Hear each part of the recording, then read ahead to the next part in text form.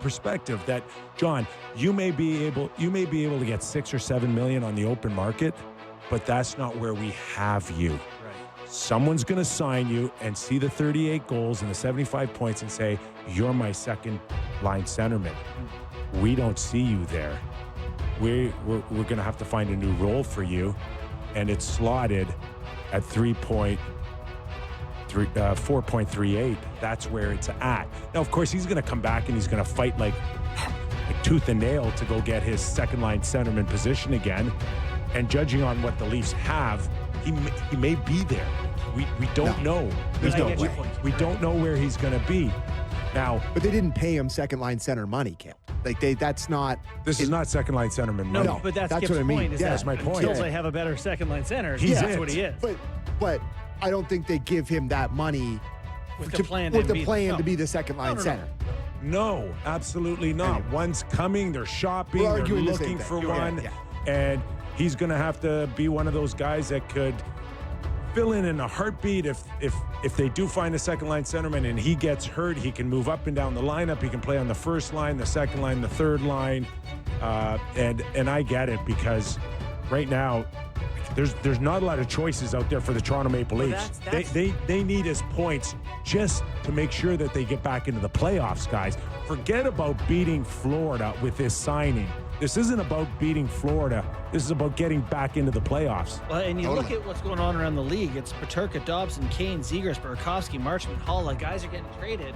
Like, I don't mind the Leafs if they end up, Matthews, Hurdle, Tavares down the middle, 1, 2, 3, maybe Lawton at 4C. But unless you make that Hurdle move, you're in trouble. I just quickly, before I get to Doug, from the fans' perspective with this Tavares thing, this is just so, like, I sent out a tweet talking about, like, taking a hometown discount and how, it's really nice to see, what a concept.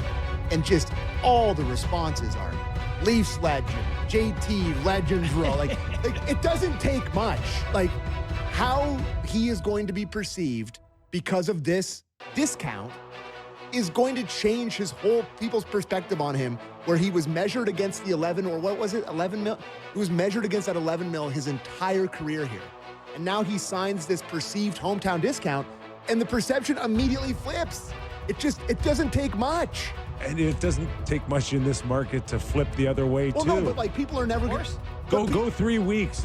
Have this guy score 2 goals in the first 10 or 12 games. But he's making $4 million, Kipper, instead of 11. Why did they sign him? No, that's how crazy this market is. I disagree about that. Okay. It's just he makes nothing now on the cap, basically. It's like it's definitely fresh for Leaf fans to watch a guy take a hit like this when his value's perceived so much more around the hockey world. Yeah, anyways. Okay, fair enough. Let's bring in Doug MacLean. It is Friday, off the rails. He is in Los Angeles getting ready for his major speaking appearance. I don't know, where are you? Are you in the LA Coliseum? Where are you speaking? I'm in my hotel room right now, and I spoke this morning at 9, and I've got to go back and do it at 1, so I'm a busy guy. You are. Okay. What happened? Did I miss some news? I heard you talking about Tavares. Yes, Tavares signing a new 4-year deal at 4.38 AAV. Let's start there for you, Mac, on the Leafs bringing JT back. I think it's a good move for them. I really do, and I think the number is good. I mean, people were talking 4.5, 5 million, so I think it's a fair deal for both. Is it a big discount? You guys are talking like it's a devastating discount. Well, I think it's a good signing for the Leafs. I think it's a fair deal. Well, there was talk out there that 38-goal scorer, and we watched Stamkos, still hit the market, even though Tampa last season didn't feel like his value was where Nashville thought it was. But, there is a sense that there was more money out there that he's certainly left on the table. Yeah, but he wanted to be in Toronto, and they need him. You can say all you want. They need him, and he's going to be an important guy. I mean, is he going to be the 2, 3? He's going to probably be their number 2 guy still, and so it's a good signing. He left money on the table, obviously, to stay in Toronto as a hometown discount, which you guys alluded to. So I think it's a fair deal. I think it's a good deal for them. And you can't miss a 30-goal scorer, guys. They've already lost Marner in all likelihood, so they had to get Tavares done. Compare him to the other centers that are available out there. There aren't any. Yeah. That's right. So I think it's a good signing by Brad. I really do. Doug, what do you make of all the player movement right now? A lot of bigger names are moving, teams being fairly aggressive, trying to get their people. Yeah, they've got to be aggressive because of cap situations. And you see, Dallas, they're going to be active. A lot of teams are trying to move money because they want to free up. They want to sign some people on July 1. So it doesn't surprise me in the least. Mac, we've seen a couple of trades already. Peterka was one that we anticipated. He was not happy in Buffalo. He's not ready to make a long-term commitment, including a 5-year deal that he ultimately got out of Utah. But what are you hearing on the Buffalo front? And ultimately, was this wise of Kevin Adams?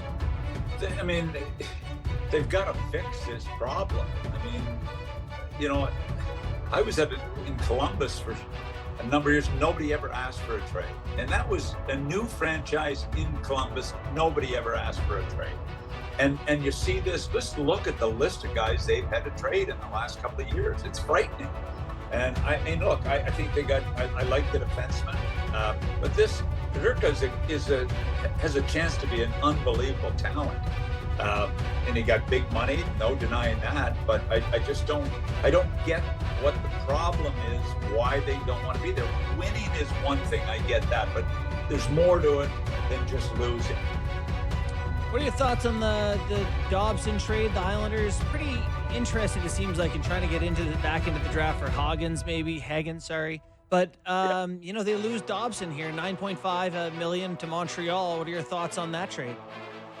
I like it for Montreal. I think, for whatever reason, he didn't seem to be appreciated on the island. Right.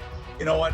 I know there's some warts to his game. I get all that, but he puts up. He's capable of being a 70-point guy. We've seen that. I think Montreal is a real nice fit for him. I don't know why they were so. I've listened to this for 2 years that they weren't happy with him.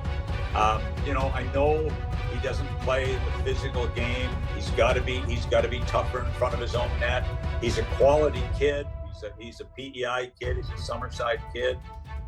Quality, great family. I like it for Dobson because I think he needed a change. It costs Montreal Heineman and 2 first-rounders, Mac. And the 2 first-rounders are significant, but there is a sense that there's a drop-off at maybe 10 or 11 when it comes to teams clamoring, I think, to get into that top 10.